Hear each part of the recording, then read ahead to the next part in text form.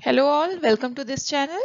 जो लोग इस चैनल से पहले से जुड़े हैं, thank you so very much, and those who are new here, welcome once again. Myself Pooja Singh, and I create educational content especially related to home science. So in this series I'm going to cover clothing and textile part. Okay, so please do consider subscribing and hit the bell icon next to it. So last video mein we'll discuss about what is natural cellulosic fiber. सो उसमें हमने types of natural cellulosic fibres देखे थे, उसका एक part था cotton. Okay, सो आज की class में हम आज की वीडियो में कॉटन पे कंसंट्रेट करेंगे, कॉटन को डिस्कस करेंगे। Okay, so let's begin with today's class. Cotton, what is cotton?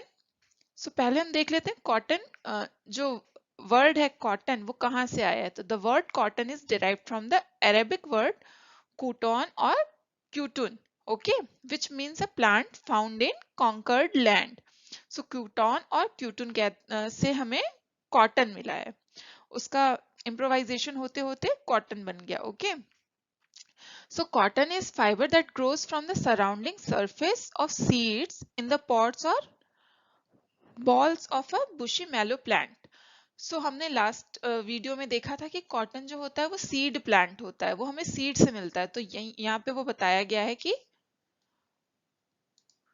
cotton is fiber that grows from the surrounding surface of seeds.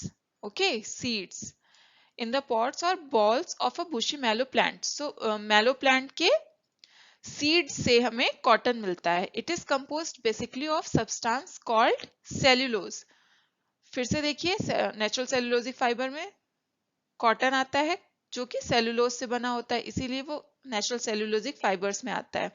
सो सारी ही चीजें इंटर रिलेटेड हैं। ओके, सो आप अगर वीडियो को स्टेप बाय स्टेप देखेंगे तो आपको सब समझ में आएगा कि कौन सी चीज कहाँ से आई और वो कैसे रिलेटेड है। तो अभी पता चला ये एक सीड प्लांट है, सॉरी सीड फाइबर है, और वो हमें कॉटन की कॉटन की सीड से मिलता है, cotton fibre. Okay, the fiber is most often spun into yarn or thread and used to make a soft breathable textile. So हम ऐसे ही कॉटन हमें सीड से मिला और उसे हम यूज नहीं कर सकते, उसको हमें यूज करने के लिए उसको थ्रेड बनाना पड़ेगा, यार्न बनाना पड़ेगा। After that we can make cloth out of it, okay, and garments out of it. So the fibre is most often spun into yarn, पहले वो स्पिनिंग प्रोसेस से होके जाएगा, यार्न बनेगा या थ्रेड बनेगा, और उस थ्रेड से वीविंग के बाद क्लोथ बनेगा, उस क्लोथ से उस फैब्रिक से आर्टिकल्स बनेंगे। सो यहाँ तक क्लियर हो गया। Moving on to the next slide, history.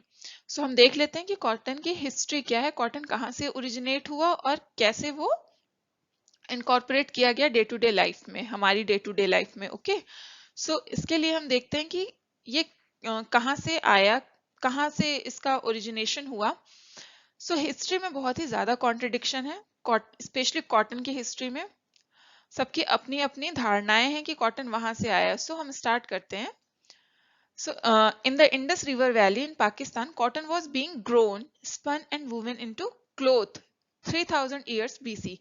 So, 3000 साल पहले बिफोर क्राइस्ट ऐसा माना जाता है कि इंडस रिवर वैली जो कि पाकिस्तान में है वहां पे कॉटन ग्रो किया गया, और उसकी प्रोसेसिंग भी तभी स्टार्ट हो गई थी, स्पन किया गया एंड वो क्लोथ्स, उससे क्लोथ्स बनाए गए थे वीविंग के through. Okay, but at about the same time पे ही natives of Egypt Nile valley were making and wearing cotton clothing. So जो इजिप्ट नाइल वैली के नेटिव्स थे वो भी कॉटन को बना रहे थे और पहन रहे थे। यहीं पे देख सकते हैं कि कॉन्ट्रडिक्शन हो गया। अभी कहा जा रहा है कि वो इंडस रिवर वैली पाकिस्तान में ओरिजिनेट हुआ, बट सेम टाइम पे ये भी हमें उसके सबूत मिले हैं कि इजिप्ट नाइल वैली में भी कॉटन पहना जा रहा था। Next, Arab merchants brought cotton cloth to Europe about 800 AD।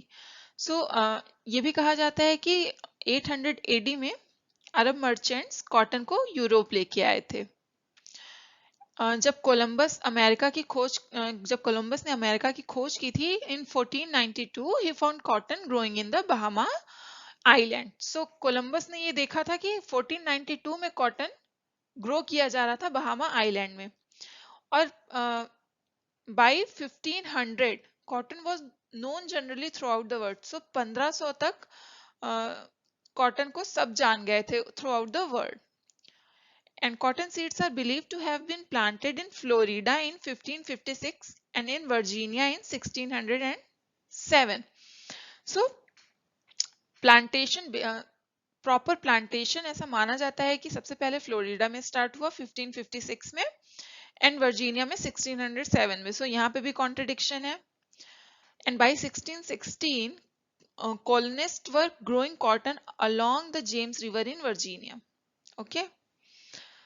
So next, cotton was first spun by machinery in England in 1730. So machinery के through जो पहले स्पिनिंग हुई थी कॉटन की वो 1730 में हुई थी इंग्लैंड में। And the industrial revolution in England and the invention of the cotton gin in the US paved the way for the important place cotton holds in the world today.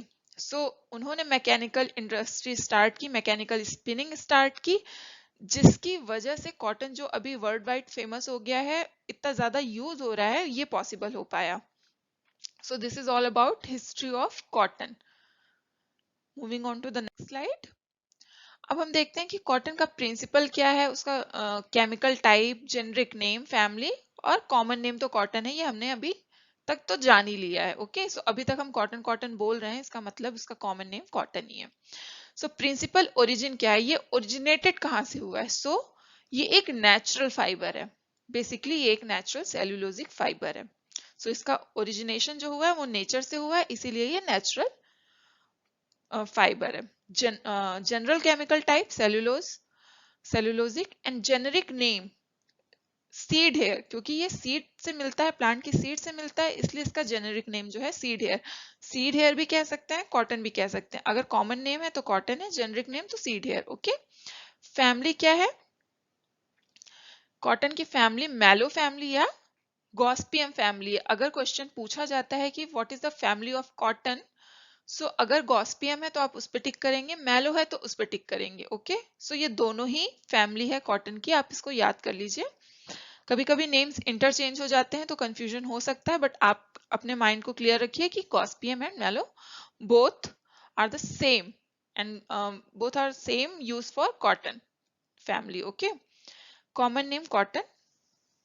Moving on to the next, growth and production. So हमें ये तो पता है कि cotton हमें plant के seed से मिलता है, वो सीड हेयर होता है कॉटन। बट वो सीड कब मिलेगा? जब फ्लावर मैच्योर होगा और फ्लावर से हमें सीड मिलेगा, राइट? सो फ्लावर्स के लिए हमें पहले प्लांट तो लगाना पड़ेगा, पहले हम प्लांट लगाएंगे, फिर हमें फ्लावर्स मिलेंगे और उससे हम कॉटन फाइबर्स पाएंगे।